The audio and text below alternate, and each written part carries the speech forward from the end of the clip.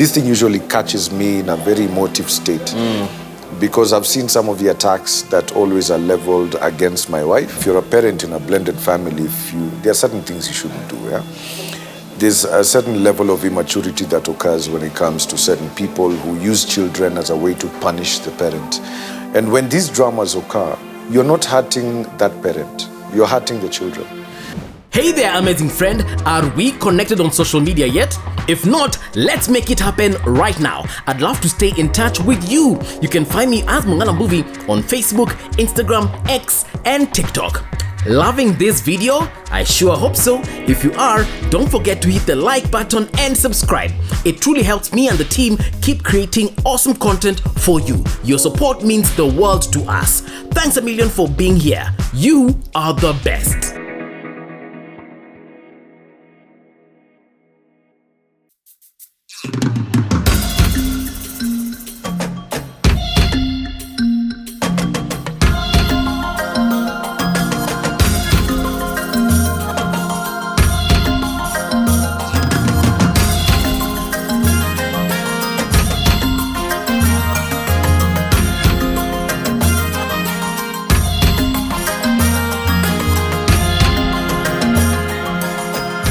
Hello, welcome to the Mung'ala Movie Show. That's the name we have settled on, and it's going to be there for life, unless something else happens in the middle. But anyway, karibu tena sana to the show. Thank you so much for those who've been watching the last couple of episodes, and those who have subscribed. By the way, you are the most valuable players. You guys are the ones. Thank you so much for your support. We don't take it for granted. A big shout out to Roll and Take, the camera crew that is taking care of this particular shoot. And of course, we cannot forget our hosts. This is Silver Springs MGM, Muthu Hotels, an amazing space. They have amazing stuff going here. By the way, every single Saturday and Sunday, they have something that is called All You Can Eat. I'm not sure of the correct name. I'll find out before the end of the show. But they have this All You Can Eat situation going on where you can come here, have all the drinks that you want to have. You can come here and have the swimming pool. You can come here and eat anything that you want to eat for a very small amount. If I'm not wrong, niliachekiwa 3,000 last weekend nikiwa hapa hivi, and I'm sure this coming weekend is still going to be 3,000 bob. So why don't you make your way to Silver Springs Hotel? That is at unaona kale ka roundabout ka kwenda Hurlingham na kale kingine kwa kwenda DOD na ile ingine kwenda Daystar University. That's where we are, right opposite the Nairobi Hospital. But anyway, today's show is fire because I'm with a gentleman I consider a BFF, a very good friend of mine. To go through thick and thin. He goes by the name of Mike Mondo. Mike, how are you doing, bro? I'm well. Thank you for having me. Yani hata ukiwa hapo lazima utumie sauti ya classic on 5. Bana, nimeongea the whole morning. As we are shooting this, nimetoka job. So bado haija change. Where is Maina Kageni? Where are you doing his show? Ask him. He needs to tell us where he is. Because you're doing a good job, by the way. As far as radio is concerned. Do you know I miss being on radio? You need to come back. I miss being on radio. Come back. Lakini huko kwenu hiyo kampuni yenu nimeona barua nyingine juzi mmepeana. Munataka kuchuja watu. That is hiyo ni hali ya biashara. One time it is here, another time it is not there. For anyone who goes through that process, not even in our company. I think a lot of companies in the country are going through such things. And for all those who are going through it, it's life, it happens. And like I always say, and I preach to my friends, and I tell them again, kampuni si ya mama ya? Si ya mama yako. When the day comes, it comes. Do you know that's actually why I left media? Yes. This uncertainty. Na nikasema, let me come and start my own YouTube stuff because I want something consistent, something that I can control. But I still give a big shout out to those who are still there, like yourself, Akina Maina, Akina Kingangi. And like I said, you're doing an amazing job. How long have you been on radio though? Since 2010.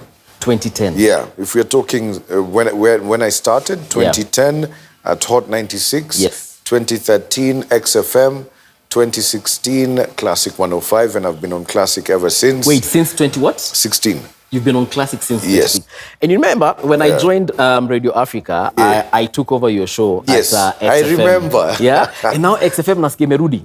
Well, it's online, by the way. No. Actually, even on the frequency. Even on the frequency. 105.5 right now is XFM. Yes. I mean, for companies like Radio Africa, I think there are certain brands that they feel they would like to bring back. However, us, we're still presenters, so we are not privy to this info, to what exactly is happening. Yeah. But I mean, XFM, great station. I think it needs to come back. Yeah. We had a lot of fun. I think you remember. Let me tell when we were you on that station. my experience with you. So this is what happened, guys. I was offered the job at Radio Africa. I didn't know what station I was going to take. I didn't know whether it was Kiss Classic or whatever. Mimi niambia kuja station. Then kukuja, mimi nimekuja kusign contract. On the day I signed the contract, I'm told, get on air. Yes. Then this guy was called to show me the ropes. Mike, unajua ulinionyesha tu vitu mbili kwa hiyo desk. Uliniambia microphone ndio hii. Unajua kuwasha microphone. Haya ndio hii screen yako. Unaona playlist ndio hii. Si uko sawa sasa? Si uko poa. I was like, but give me the station elements. Tell me what you do from the first hour, second hour. Mike aliniambia because I think, let me tell you actually, Mbuvi, why I did that. Yeah. Because a lot of the times you can fall into the trap of trying to sound like how the show really sounded, how it was before. So I needed it to sound like you. Yeah. I needed you to do it in your own way. If I went and told you, oh, these are the elements, this is what happens, this is what you do here, this is what you do there, then you'll end up... I'll end up being another Mike Mondo. You're just another Mike Mondo. Yeah. I mean, these are some of the things sometimes I wish I had the control to even change. Yeah. A lot of people usually say that, hey, like, I do the show just like Mina does the show. And because, certain elements are still the same. Yes. But if you tweak them a bit, you'll now be able to tell the difference. Oh, this is another presenter. Oh, okay, so let me find out what you're he's able to tell about. the difference. Yes, exactly. Yeah. Okay. I mean, but I had so much fun that first day. And then our former boss, Peter Sinclair, do you know what he told me that? What? After that first show, he told me, hey, at least you didn't embarrass me. He didn't even tell me, good job. He didn't say bad job, at least, thank God. He told me, hey, at least you didn't embarrass me. I was Pete was a strict guy. Yeah. But he's a beast. Yeah, but everything he told you was to help you. He was never doing it because of malice or anything. It was always about, I need this, I can see potential in this person, and I'm going to squeeze that potential out of that person. True. And so if you take it positively, then you don't clash with him. True. But if you take it negatively, now hapo sasa mtaanza kukwaruzana hapa na pale. Yeah. Something else about your radio career, you have been consistent in terms of growth. Yeah. Even that time when you started at Hot 96, yes. Right? You also did, before we get to radio, you also did voiceovers. Yes. Hey. I used to do voiceovers. I was the voice of... And you still do them? Yes. Yeah. I was voice of station for Baraka FM in Mombasa. Yeah, and funny enough is the guy who made me voice of station for Baraka FM, I work with him today.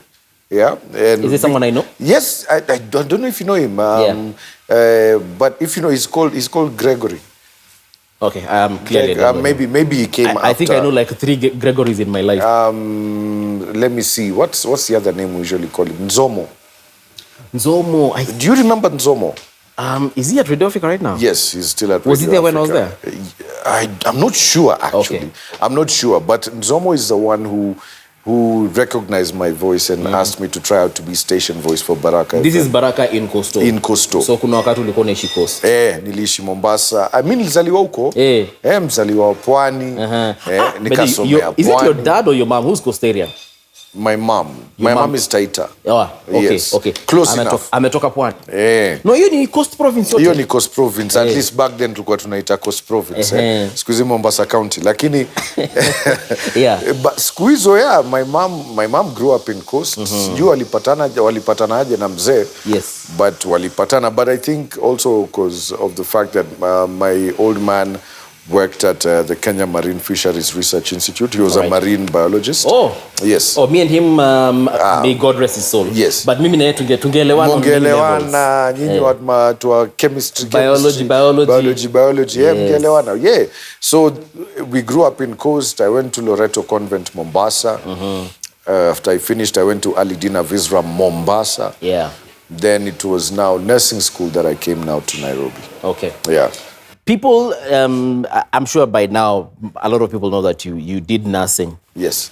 Budo ulienda ukasoma KMTC ama ulisomea wapi? KMTC. Ulifanya KMTC? Yeah, Nairobi. Yes, I did it here in Nairobi, the Nairobi campus. Right. Beautiful experience. One of my wildest times, but also a beautiful What do you mean wildest? Hey! I think that the life me and you have lived was the wildest. Now you're telling me there's another one. There was that side at that time. Because, you see, I was lucky enough to get sponsored to study nursing.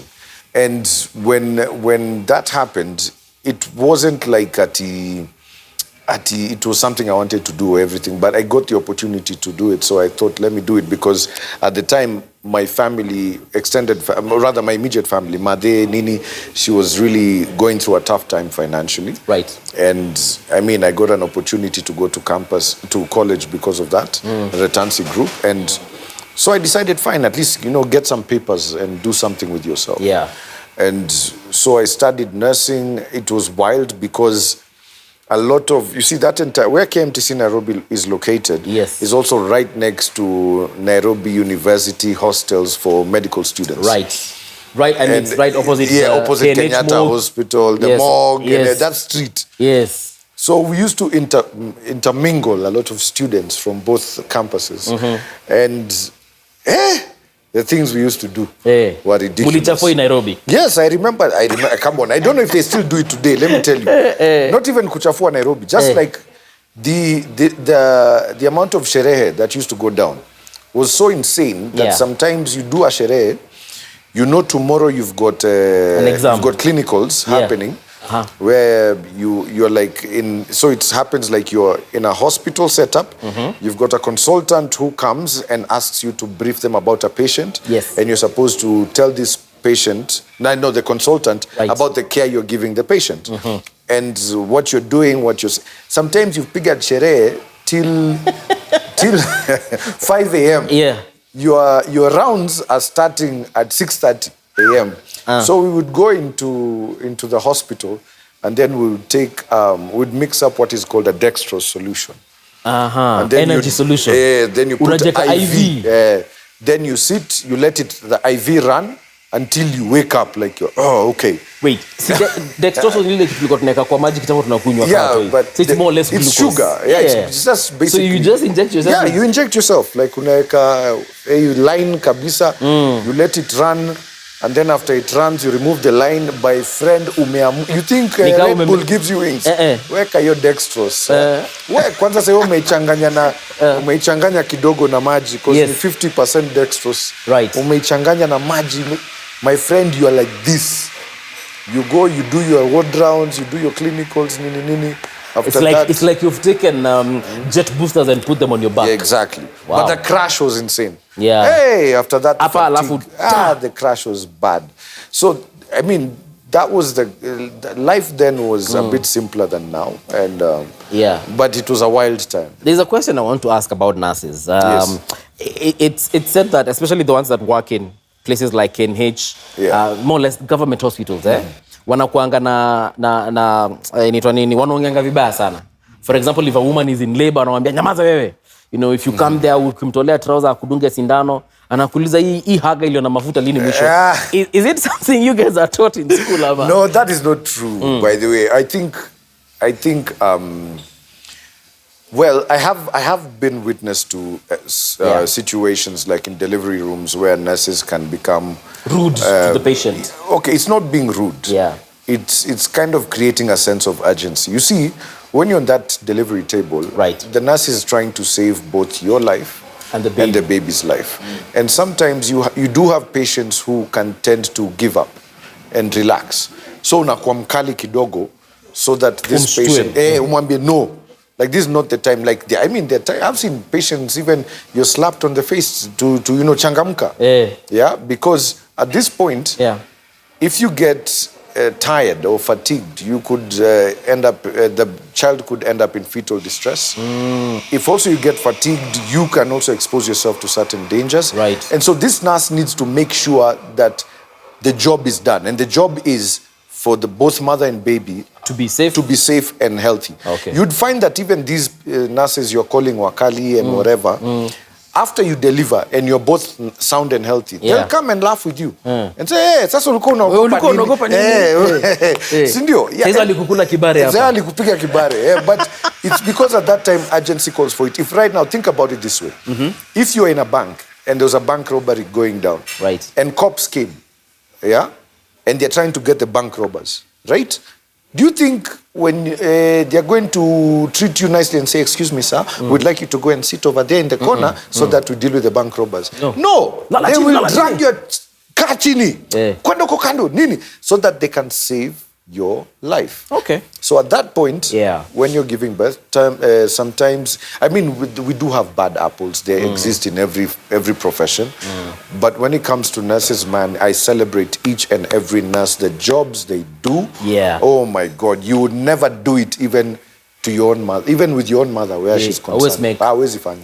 Utasema siwezi. Okay. So at what point did you transition from nursing to radio? Was it at that time at Baraka FM? No, when I quit my job. So when I graduated nursing school, I worked at Kilifi District Hospital for 1 year. But hiyo mshahara, my friend, hey, haitoshi. Haikuwa hata ya voiceover moja. I mean, I was making more money being the station voice for Baraka FM than being a nurse. Like, my salary was 16,000. Hiyo ndio ilikuwa inaingia kwa Kilifi General? Kilifi District Hospital. Okay, Kilifi District. A whole registered nurse. I was earning 16,000. Hiyo ndio pesa ulikuwa unatesa nayo. Hiyo sasa ndio nilikiingia Kilifi. Wasichana wanasema Mike Mondo. Sindadze. Wenda wamwambia nzokuna unkwambire chitu. Unadanganya hapa na pale. But one time I really got frustrated by that job and the pay I was earning. So I quit my job and I came to Nairobi to see maybe I can find another opportunity. I used to hear people in Nairobi hustle. I came to Nairobi to hustle. Which year was this now? This was 2009. Okay. Yeah, 2009, around mid-2009. So when I came to Nairobi, I expected, things will be smooth. Kakuja huku nika-realize kumbe Nairobi iko na wenyewe. I couldn't find a job. I was struggling.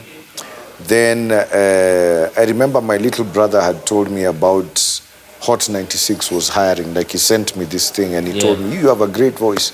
You can be a radio presenter. By then, were you still doing voices in Baraka? No. Now I had stopped because now I was in Nairobi. All right. I didn't have access. I didn't even know how to, access studios. Record, send. I didn't know that. So I came through, my brother just sent me that via, back then, I think there was a chat service before WhatsApp. MiG 33. I think hizo MiG 33. Kuliwanga na hizo vitu. Akanitumia, tumeona hii poster.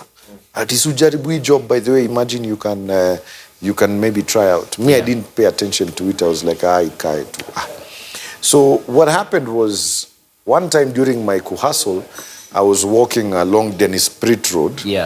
And I felt really hungry and thirsty, and so nikaona kuna hoteli inaitwa Alfajiri. So nikaenda, sema let me go there, at least nikunywe soda ama naweza kula chipo. When I entered, I saw these tents and everything. And there was a long line of people. People were just there. Nikashindwa what's going on, but I didn't pay attention still. I went and nikadishi, nikakunywa soda. After that was done, I remember I gave the waiter 1,000 bob. Note. Hakuwa na change. So ameenda kutafuta, akitaka kwenda kutafuta change, na muuliza hapa by the way nini naendelea. Kasema ni audition za Hot 96 za radio. That's when I remembered what my brother sent me. And so I told myself, so join line to since anaenda kutafuta change. Nika join to line. Time kwa line. Ninauliza yule the person in front of me, so mtu akifika pale anaulizwa nini? Ananiambia, by the way, when you get there, you just wanakuuliza tu mambo ya radio, fanya link, and those kind of things. So I took I had a katululu ile ilikuwa na FM. Nikaeka earphones, nikawasha radio. I will never forget. It was Capital FM. And that day, I don't know why, because it wasn't her show. But it was Eve D'Souza who was on radio. On air. So I was listening to Eve D'Souza as I'm going in the line. Hata huyo waiter aliniletea change. Akakupata tu kwa line. Hapo kwa line. Kanipatia. Because now I was like, see, I'm already in the line. I have nothing to lose. Na sina job. Jaribu tu. I got there, so I kept on cramming what Eve was saying. Yeah. When I got Are there... you serious? Yeah. Nikafika hapo hivyo. Why did you choose Capital? You could have chosen anything else. Because phone yangu ilikuwa ishiki like frequencies zote. So ilikuwa limited. Okay. And then when I got there, they told me, and I'll never forget the name. It was Tupac's Dear Mama. Tupac Dear Mama imeisha. Introduce your show. Link. So I remembered what Eve was saying. Yes. And I was trying to copy her verbatim. But just changing the artist. Right. And I was just like, hey, that was Tupac Shakur, Dear Mama, playing on Hot 96 FM. My name's Mike Mondo. Oh, by the way, I've got some interesting news to tell you about. Blah, blah, blah. But coming up, nikaiachia hapo. The guy who was there, big shout out to him to this day. I'll never forget him, David Murray. Yeah, David Murray. I know David Murray. He's a buddy of mine. Yes. So he looked at me and like, whoa, bro. This is the guy. Have you ever done radio before? I'm like, no. But I've done VOs here, but I've never done radio. Told me, just take this script, go and read that script in the next stage. Yes. Sasa umevukishwa line. Nikaenda next stage, nikasoma script, nilipomaliza nikaambiwa niache contacts. Then I was told we'll call you. I never paid attention to it. Mainly nilienda home by the way. 2 weeks later, Murray calls me and tells me, hey, is this Mike? Can you come and do a voice test? I'm like, no. What are you talking about? Voice tests? Okay. Sawa, acha nikam. Nikaenda nikapiga voice test. Akaniambia tena, we'll call you. Another 1 week or so passes, it calls me again. Mike, can you come and do some radio links? Yeah. We want to see how you pair with someone. So I came, I did it with Nick Ndeda. So the one and only. The one and only. Yeah. He's now at KBC, I believe. Yes. So we did the links with Nick Ndeda, nini. I forgot about it. Mimi niko na watu wanashinda wananiita nirudi nikikam. So like after another, I think a week or two, Murray calls me and tells me, come, I have an offer for you. I went. When I went there, I was given a contract. Yeah. Please note I'm coming from a salary of 16,000. Niko na ameandika hapo 50 Gs. Boss. Ukachizi. Si nilichizi. Niliona guy nimeomoka. Umekuwa mdosi Nairobi. Wameniambia, I would like you to start immediately. Bro, I was like, what the hell? Akaniambia, hey, you're hired. So I signed the contract. I started, I think I was given the contract like on a Thursday. So I started on a Monday. Okay. Now that's in 2010, early January now. Okay. And so we start doing the show. I start doing it, chapa it for 1 year. After 1 year, I get another letter. Yeah. My salo doubled. Ala. I went crazy. I was like, what? Sasa ni hivyo, hii Nairobi ni yako. Nikajua, mimi nimeomoka sasa. Nikapiga show. After 3 years of being at Hot 96, now that's when I got a call from Pete Sinclair. Yeah. And he calls me and tells me, Mike, let's meet at Java site. I'd like to have a chit chat with you, kidogo. We meet at Java. He tells me, American, I mean, he's an Australian accent. Why don't you chafe? Chafe. I'd like you to come to XFM, eh? Nikamwambia, hey, I can come, but show me the money. Yeah. Guy made me an offer I could not refuse. So did you leave? Bro.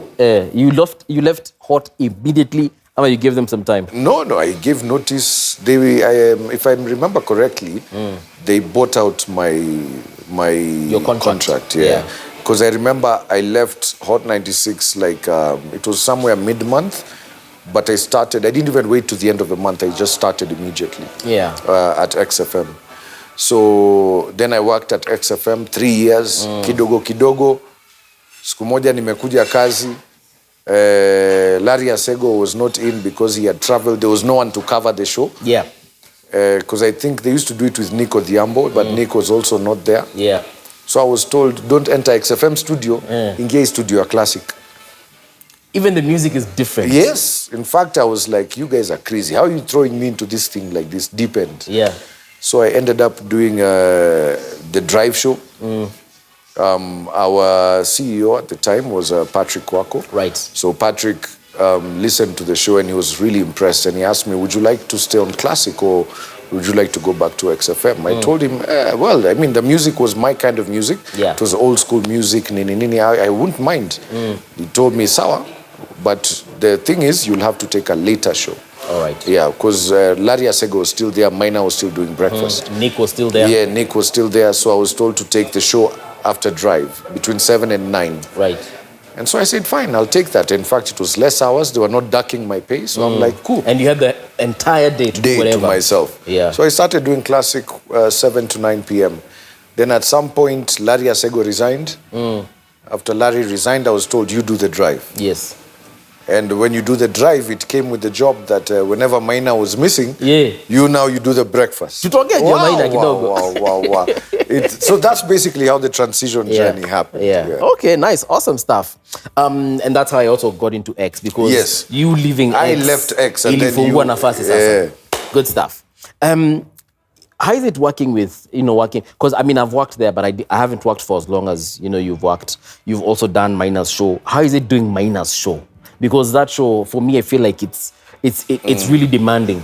It is. Unapigwa simu na watu wanakupatia drama zingine exist. My friend, it's not the easiest show to do. Yeah. But also, it's one of the most enjoyable ones I've ever done. I think I enjoy doing the breakfast more than I enjoy doing the drive show. The drive show. Simply because with Maina's show, it feels like you're one-on-one with people. You talk to people one-on-one. The format of the drive show is a bit different, so it's a lot more, a bit detached in terms of we're just there to help you get home and relax, basically.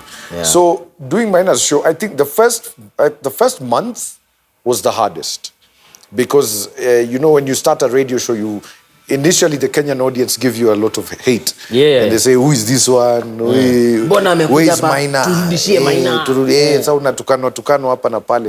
But I remember, I'll never forget what Maina once told me. Yeah. He once told me, stop listening to people. You're a professional. Yeah. Just do the job. Do your job. Yeah. And so after some time, I think the audience started accepting me. And it took a lot of listening to the morning show on Classic. It took a lot of listening to the morning show on other stations to see how can I do the show, if not better, but just as well as Maina, but also to make it sound like it's a different person. Yeah. It's still a learning process to this day. But I can tell you, it's one of the most fulfilling things to do the #1 breakfast show.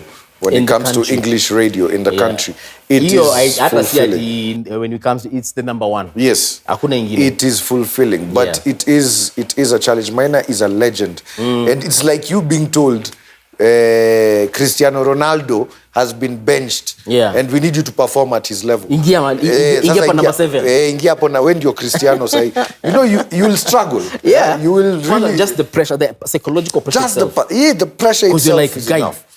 Cristiano angekuwa hapa angefanya nini? Yes. I totally get it. I want to shift gears kidogo. You recently got married. Yes. It's been how long now? How many months? I was married September 18th. Hey. Congrats. So do the math. Tutafanya hiyo hesabu baadaye. Congratulations. How has it been, Mr. Shikonguru? I love it. Mr. Mike Mondo. Mr. Mike Mondo. Shikonguru is Mrs. Mike Mondo. Yes. But I love it. I love it. Big shout out to my wife, man. She's changed my life. Yeah. She has made me a person who goes to church. She has made me more serious. I wanted to come to the church part. Mike, mimi na wewe tumekuwa marafiki miaka mingi. Yes. Not even once. Hata wakati tulikuwa tunatoka saa zingine tuna disappear Friday, tunarudi Sunday. Sijaona hata siku moja umeenda kanisa. Yes, imagine when you see that's what happens when you find a good woman. Yeah. Even for ladies, I'd like to encourage them that the amount of power they hold can change a man. And for me, Shiko was able to do that through who she is as a person, her values, how she raises her children, how she lives her life professionally.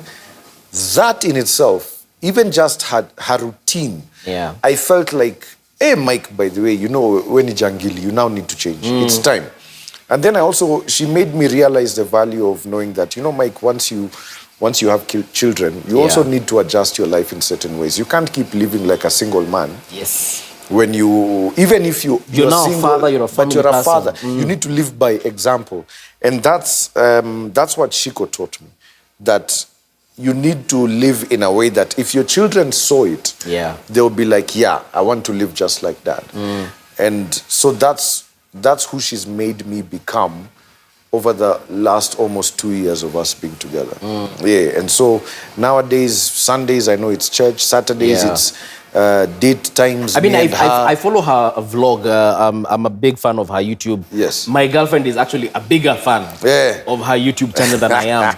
Mimi ninapataka, you know, when you log into YouTube and you just see, when you go to history, unaona tu shiko. I'm like, hey babe. Bas. Hakuna kitu kingine unaweza watch kwa TV. Sasa kidogo atakwambia Sunday tuenda kanisa.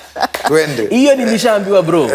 Hiyo nilishaambiwa, nilisha accept. No, and it's a good thing. It's a good it's good. I mean, it's the responsible thing to do. I'm healthier, and also one thing people don't know is the way Shiko has been such an encouragement in my life through my challenges, through my situations. Like there are times I've been admitted in hospital because of drinking or because of shere too much and everything. I see you also quit smoking. Yeah, we've cut it down. I mean, like there's so many positivities that she's brought into my life that I feel if she, like I always tell her that if she didn't come into my life, I'd probably be dead. Yeah. Because I always tell her that you saved my life. You literally saved my life. Yeah. I mean, I've seen a couple of your relationships, and I can say that from what I can see, this is the best one. You remember the way I used to walk around with alcohol? Mimi nakumbuka ulikuwa unanipigia simu saa zingine 2 AM. Bro, what do these women want? Nini watu wanataka? Unawapea kila kitu na now do you know what women want? No. I don't know. But I know what Shiko wants. Yeah. I don't know what other women want, but I know what Shiko wants. How is it living in a blended family? Because even when we watch Shiko's vlog, we see, good stuff happening. You guys go to church, you guys go for date nights and all that. How is it living? Because me personally, I have lived in a kind of similar situation, but I think my perspective is different from yours. How is it living?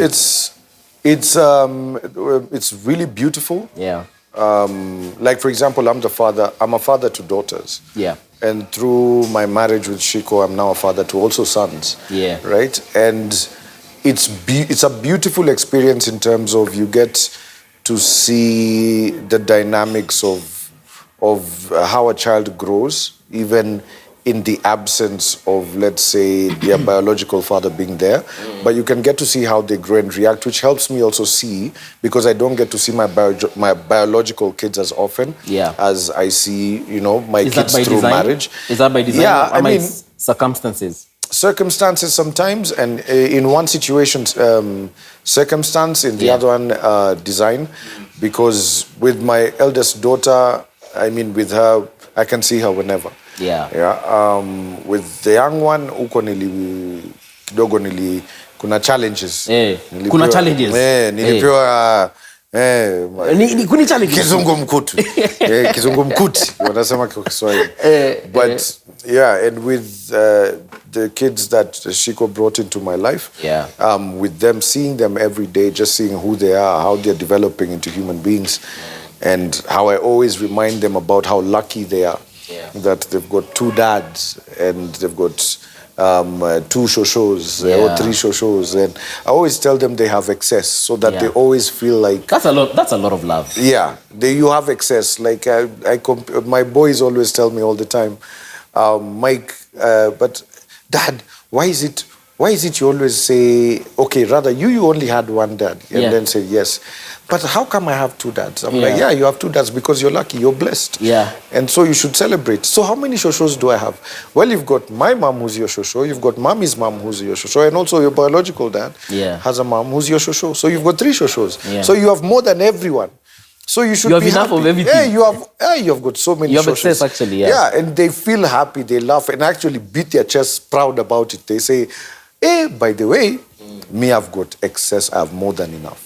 And that's a good thing. I mean, we're not blind to also the other dramas that are happening in your life. And me, what I can encourage and tell you is that zinakujanga mali zinaisha tu. No, I don't. Because, I mean, at the end of the day, people are different. People are different. They will always, everyone has got their own different energies. I don't even call it drama necessarily. Yeah. What I call it is immaturity.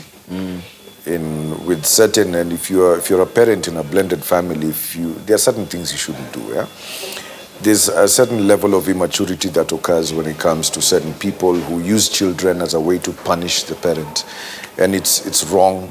It is uncalled for, and when these dramas occur, you're not hurting that parent. You're hurting the children, because those kids are going to grow up and see the kind of verbal diarrhea that you spew. I'm sorry, for me, this thing usually catches me in a very emotive state, because I've seen some of the attacks that always are leveled against my wife. Yeah. Whether it is through social media or through even her ex. Yeah. And I'm always of this opinion. You're an adult. Maybe act like it. Perhaps, when you take those things and you put them on social media, when you've had enough opportunity for you to just simply resolve a matter, right? And you've had ample opportunity to resolve it amicably, but you choose to behave in a different way. For me, it talks immaturity. Yeah. So when I see it nowadays, to the point of me being given cease and desist letters and I don't know, things like that, it's nonsense. It's stupidity. If you're a man, come and talk to me man to man and say, hey, this is what I expect. This is one thing I usually ask. What is so difficult with just picking up a phone and saying, making a call? Can we sit down and talk and resolve this matter? Simple. An SMS. Exactly. An email. But that's why I call it immaturity. There are situations where, some people act in ways that, in my opinion, are not reflective of someone who is mentally or emotionally mature. Yeah. And so because of that, they tend to react.